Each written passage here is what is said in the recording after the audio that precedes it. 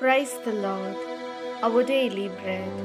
Revelation chapter 7 verse 17. The Lamb who is in the middle of the throne shepherds them and leads them to springs of waters of life, and God will wipe away every tear from their eyes. O Almighty God, thank you for giving this wonderful verse. May your presence showers on us. O God, we, your people, are oppressed in the name of caste, race, and religion, and we have committed many sins in this society, and we are trapped and suffering, unable to get out of it. Therefore, call each of us by name, look upon us like sheep wandering in the wilderness, remove our suffering and sorrow, wipe away our tears, and guide us on the path to life.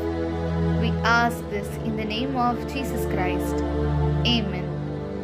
அன்றாட உணவு. திருவெளிப்பாடு அதிகாரம் 7 இறைவார்த்தை 17. அரியணை நடுவில் இருக்கும் ஆட்டுக்குட்டி அவர்களை மேய்க்கும். வாழ்வு அளிக்கும் நீரூற்றுகளுக்கு வழிநடத்தி செல்லும். கடவுள் அவர்களின் கண்ணீர் அனைத்தையும் துடைத்து விடுவார். அன்பின் தகப்பனே, இன்றைய நாளிலே இந்த இறை மன்னாவை கொடுத்ததற்காக நன்றி ஆண்டவரே. இறைவா, உமது மக்களாகிய நாங்கள் ஜாதியின் பெயராலும், இனத்தின் பெயராலும், மதத்தின் பெயராலும் அடக்கி ஒடுக்கப்பட்டு இந்த சமுதாயத்தில் பாவங்கள் பல செய்து அதிலிருந்து வெளியே வர முடியாமல் சிக்குண்டு தவிக்கின்றோம்.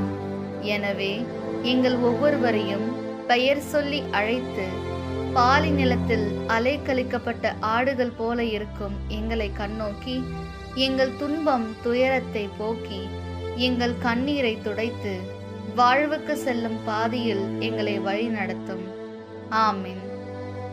அன்னன்னுள்ள போஜனம். வெளிப்பாடு 7 அத்தியாயம் 17 வாக்கியம்.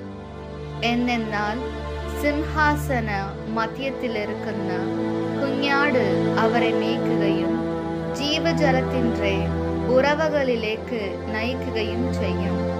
தெய்வம் அவருடைய கண்ணுகளில் நின்று கண்ணீர் தொடர்ச்சி நீக்கும். இந்த லோகம் முழுவனிலும் ஜாதி, மதம், பாஷா, நிறம் എന്നീ കാര്യങ്ങളിൽ വഴക്കിട്ടും പ്രശ്നങ്ങൾ ഉണ്ടാക്കിയും യുദ്ധം കലാപങ്ങൾ ഇങ്ങനെ ഒരുപാട് പ്രശ്നങ്ങൾ ഉണ്ടാക്കുന്നു. പക്ഷേ അങ്ങ് ഞങ്ങളെ അങ്ങ് സ്വർഗത്തിൽ നിന്ന് നയിക്കുകയും ജീവജലം തന്ന് അനുഗ്രഹിക്കുകയും ഞങ്ങളുടെ സങ്കടങ്ങളിൽ കണ്ണുനീർ തുടയ്ക്കുകയും ചെയ്യുന്നു. ആമീൻ.